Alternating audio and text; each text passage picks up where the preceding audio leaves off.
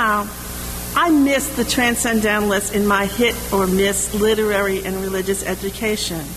I know they came back into fashion in the 1960s, but by the time they were popular on college campuses, I was in graduate school in economics, and the only Walt Whitman in that curriculum was development economist Walt Whitman Rostow.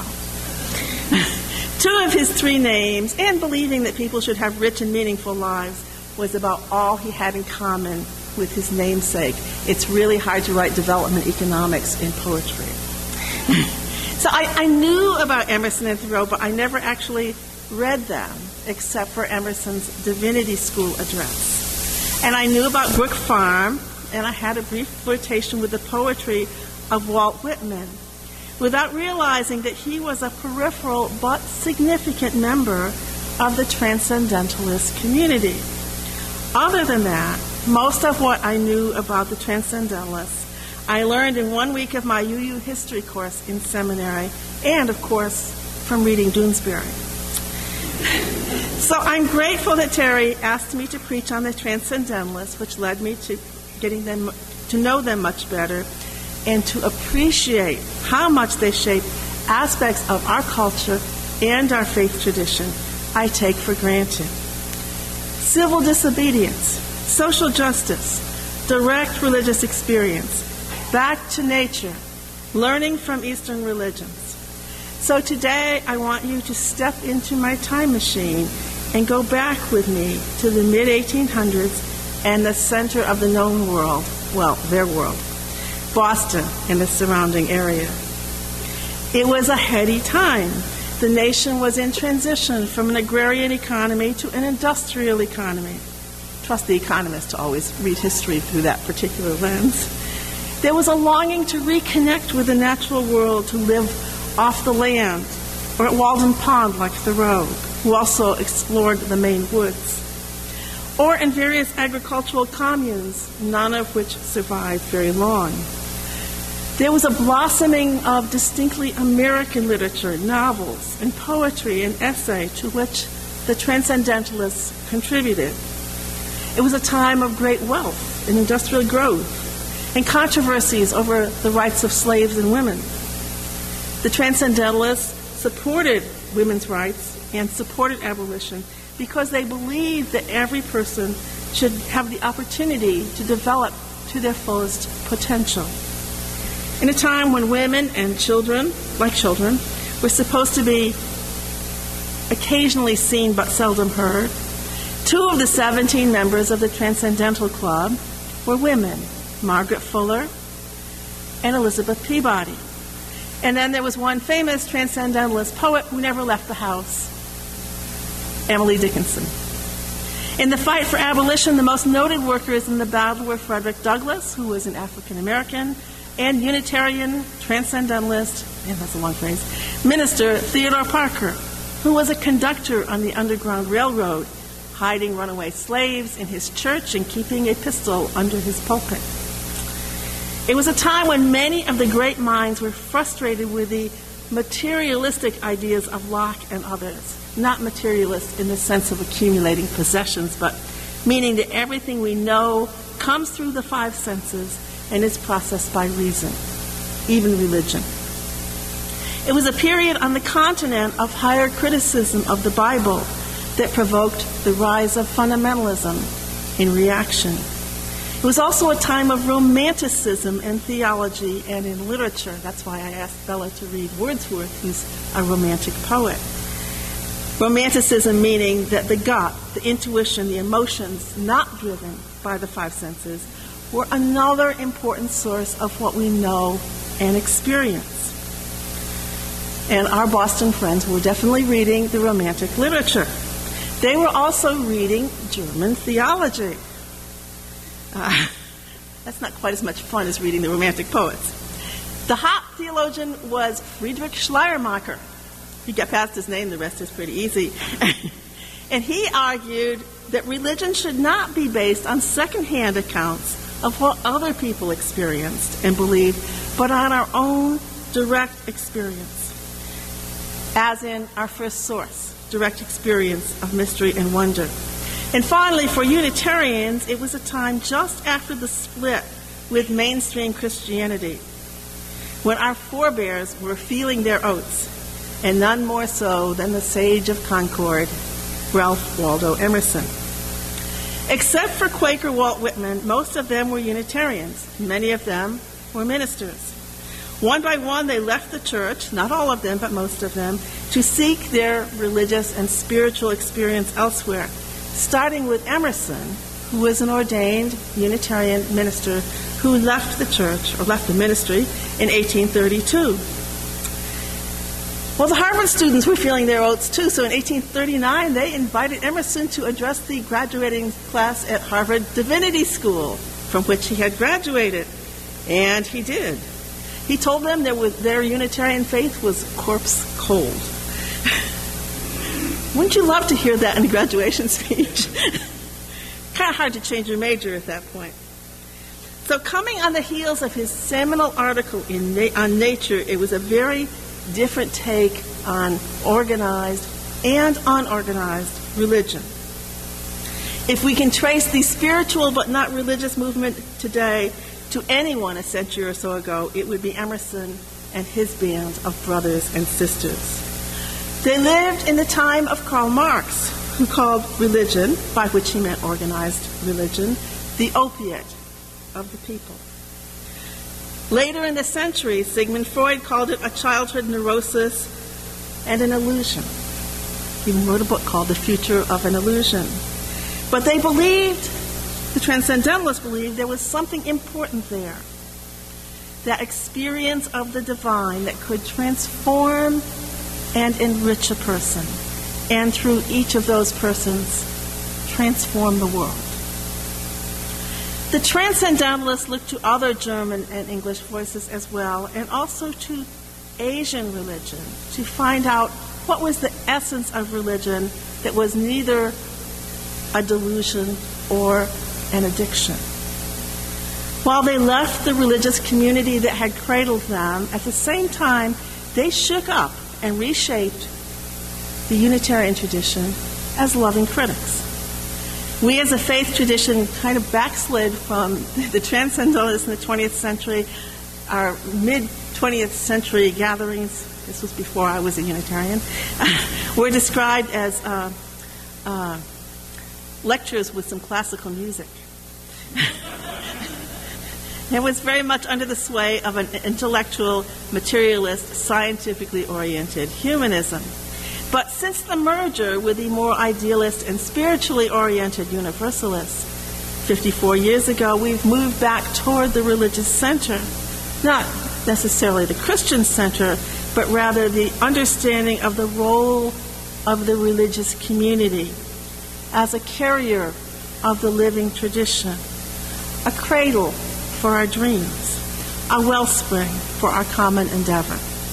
Perhaps if Emerson was around today, he would once again feel at home in a UU congregation, although I'm pretty sure we couldn't drag either Whitman or Thoreau to church. There's an old joke about Unitarians. I think the joke actually comes from the 19th century, so it's a really old joke. They believe in the fatherhood of God, the brotherhood of man, and the neighborhood of Boston. That was certainly true of where I took you in our little time machine. But the ripples out of Boston touched the nation, and they filtered down the next 150 years in many, many forms. Our 20th century engagement in civil rights and women's rights is an offspring of that movement.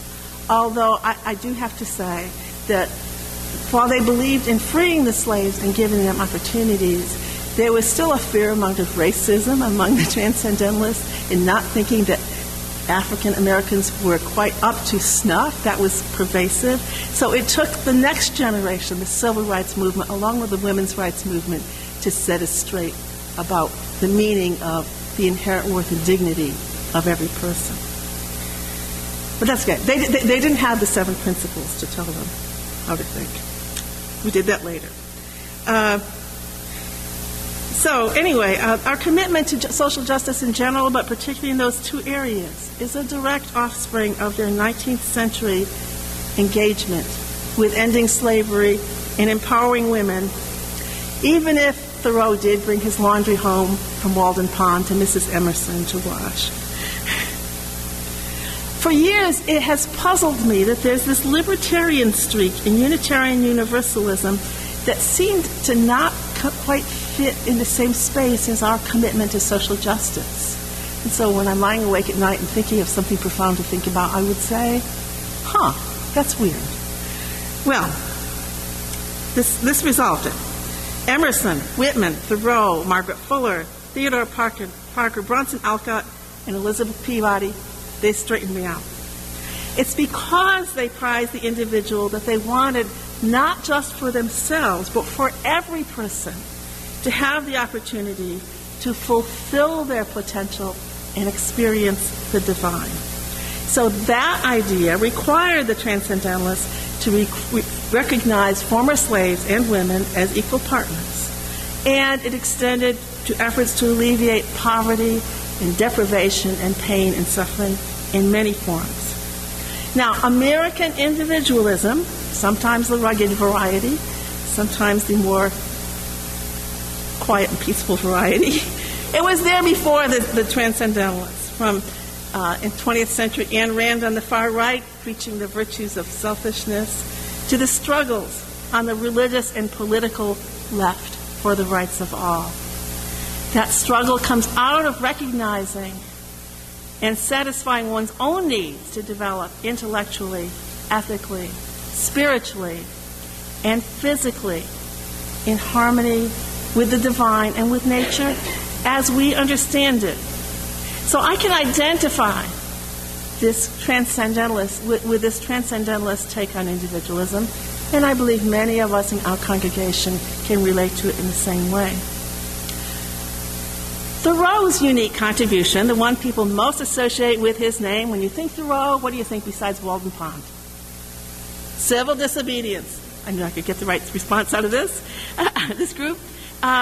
Civil disobedience is both the right and the duty to engage in civil disobedience, to defy unjust laws, and be prepared to take the legal consequences. Both Gandhi and Martin Luther King witnessed to their debt to Thoreau in their own battles of non-violent resistance to systemic evil.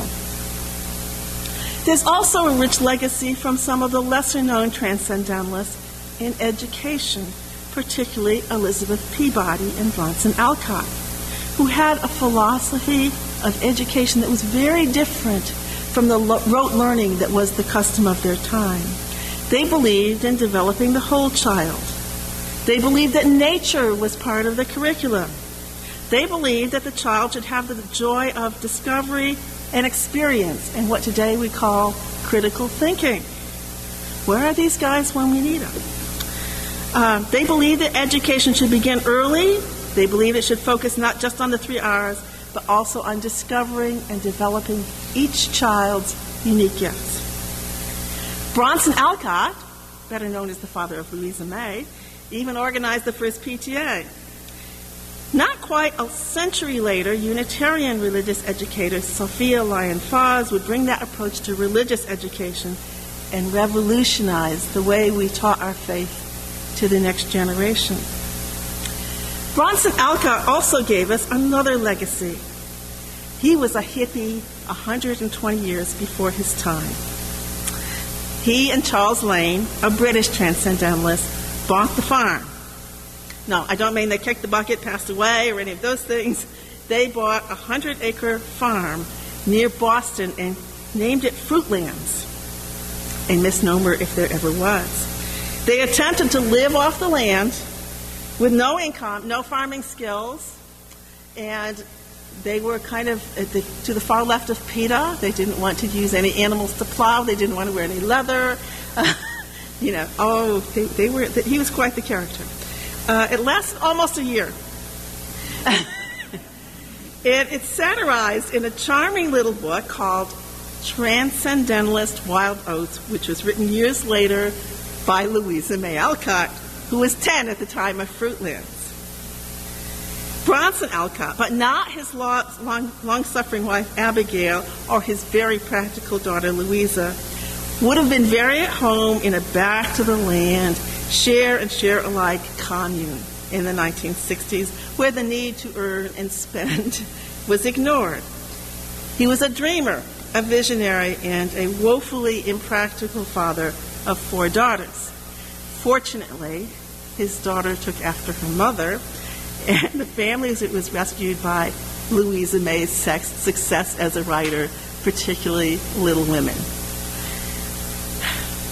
Our 6th source and 7th principle reflect the search for the sacred in nature that was so central to the Transcendentalists, most of all Thoreau, but others as well. That was also what inspired Alcott's unsuccessful experiment at Fruitlands and a slightly more successful experiment not shortly thereafter called Brook Farm. But the reason Brook Farm was a success was that the wife of one of the founders ran a school, and the school was very successful, and so it supported the farm, which was not.